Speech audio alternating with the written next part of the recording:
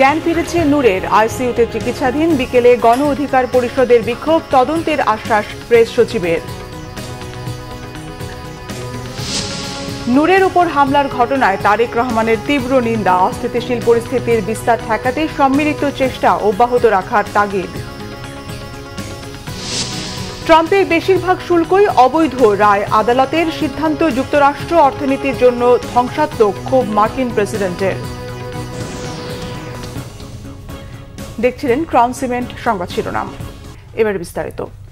জ্ঞান ফিরেছে গণ অধিকার পরিষদের সভাপতি নুরুল হক নূরের। মস্তিষ্কে রক্তক্ষরণ হওয়ায় আইসিইউতে চিকিৎসা চলছে তার। গতকাল রাজধানীর কাকরাইলে জাতীয় পার্টি ও গণ অধিকার পরিষদের নেতাকর্মীদের মধ্যে সংঘর্ষের সময় আহত হন নূর সহ দলটির শতাধিক নেতাকর্মী। রক্তাক্ত অবস্থায় নূরকে প্রথমে কাকরাইলের একটি বেসরকারি হাসপাতালে নেওয়া হয়, পরে অবস্থার অবনতি দেখলে ঢাকা মেডিকেল কলেজ হাসপাতালে নেওয়া হয়। শুক্রবার রাত 8:15টার দিকে গণ অধিকার পরিষদের নেতাকর্মীরা সংবাদ সম্মেলন করতে গেলে এই ঘটনা ঘটে। এর আগে গতকাল সন্ধ্যায় জাতীয় পার্টির কার্যালয়ের সামনে এক দফা সংঘর্ষ হয়। প্রত্যক্ষদর্শীরা জানান, ভিপি নূরের কর্মীদের সেনাবাহিনী এবং পুলিশ সদস্যরা জাতীয় পার্টির অফিসের সামনে থেকে ধাওয়া দিয়ে পল্টনের দিকে নিয়ে যায়। আহত নূরকে দেখতে হাসপাতালে যান প্রধান উপদেষ্টার প্রেস সচিব ও বিভিন্ন রাজনৈতিক দলের নেতারা। অবিলম্বে ঘটনার সুষ্ঠু তদন্ত ও দায়ীদের শাস্তির দাবি জানান তারা। এই হামলার প্রতিবাদে এবং বিচারের দাবিতে বিক্ষোভ সমাবেশ করা হবে। সরকারকে 24 ঘন্টার আলটিমেটাম দিচ্ছি, এর মধ্যে যদি জবাব না দেন, পরবর্তীতে যদি কোনো অঘটন ঘটে, আমরা যদি আইন হাতে তুলে নিই, তার জন্য কিন্তু এই সরকার আপনাকে দায়ী থাকতে হবে। তার উপরে আঘাত খুবই ন্যাক্কারজনক একটা ঘটনা। আমরা এটা নিন্দা করি। আমরা এই পুরো জিনিসটা আমরা ইনভেস্টিগেট করব। গণ অধিকার পরিষদের সভাপতি নুরুল হক নূরের উপর হামলার তীব্র নিন্দা জানিয়েছেন বিএনপির ভারপ্রাপ্ত চেয়ারম্যান তারেক রহমান। শনিবার ভোরে সামাজিক যোগাযোগ মাধ্যমে দেয়া এক পোস্টে তিনি এই নিন্দা জানান। তারেক রহমান লেখেন, অত্যন্ত সংবেদনশীল গণতান্ত্রিক রূপান্তরের সময় অতিক্রম করছে বাংলাদেশ, যার প্রথম ধাপ হচ্ছে একটি জাতীয় নির্বাচন। অস্থিতিশীল পরিস্থিতির বিস্তার ঠেকাতে সম্মিলিতভাবে চেষ্টা অব্যাহত রাখার কথা বলেন তারেক রহমান। গণতন্ত্রের পথে অগ্রযাত্রা চলমান রাখতে সবাইকে ঐক্যবদ্ধ থাকার আহ্বানও জানান তিনি।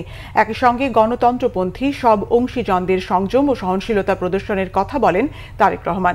সন্ত্রাস, জনরোষ এবং অস্থিরতার বেড়াজাল থেকে দেশকে মুক্ত করার কথা জানান বিএনপির ভারপ্রাপ্ত চেয়ারম্যান। অনির্দিষ্টকালের জন্য বন্ধ রয়েছে বিআরটিএ এর লাইসেন্স বিতরণ। কার্ড বিতরণ কবে চালু হবে সে ব্যাপারে নিশ্চিত নয় কর্তৃপক্ষ। লাইসেন্স প্রিন্টকারী ভারতীয় কালো তালিকাভুক্ত প্রতিষ্ঠান মাদ্রাজ সিকিউরিটিজ এর কারণেই জটিলতায় পড়েছে বিআরটিএ। তাদের সঙ্গে চুক্তির মেয়াদ শেষ হলেও নতুন ভেন্ডার নিয়োগ না দেয়ায় বিপাকে লাখ লাখ গ্রাহক। আগামী 6 থেকে 7 মাসের আগে কার্ড বিতরণ সম্ভব নয় জানিয়ে সড়ক পরিবহন কর্তৃপক্ষ বলছে, মাদ্রাজ সিকিউরিটিজের সঙ্গে অনিয়মে জড়িতদের ছাড় দেওয়া হবে না। জামাল উদ্দিনের তোলা ছবিতে ওবায়দুল্লাহ মামুনের রিপোর্ট। সাইফ আহমেদ বেসরকারি একটি বিশ্ববিদ্যালয় পাঠ চুকিয়ে বিদেশ পাড়ি জমাবেন উচ্চশিক্ষার্থে।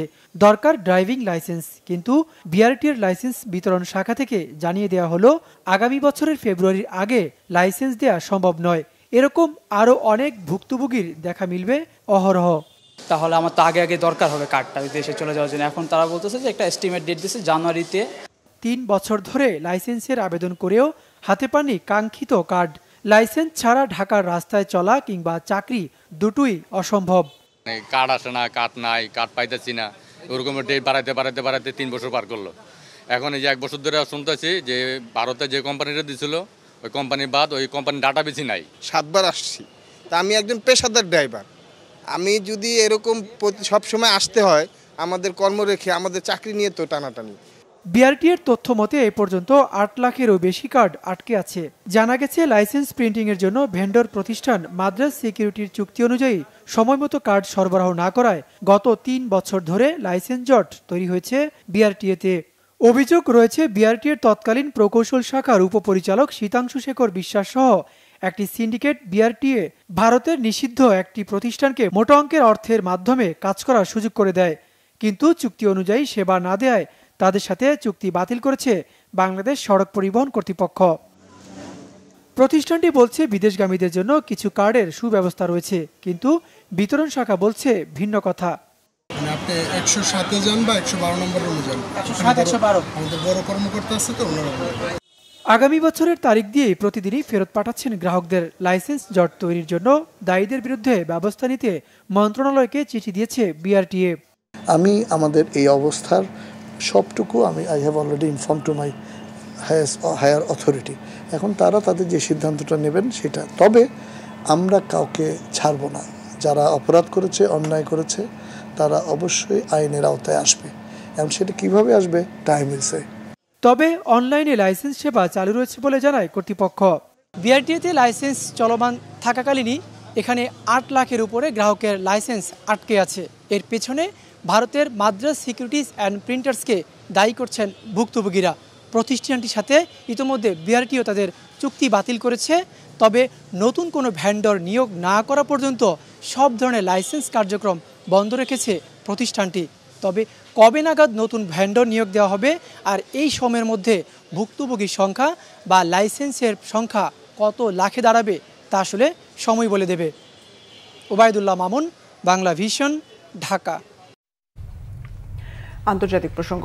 মার্কিন প্রেসিডেন্ট ডোনাল্ড ট্রাম্পের অধিকাংশ শুল্ক আরোপকে অবৈধ ঘোষণা করেছে যুক্তরাষ্ট্রের ফেডারেল আদালত।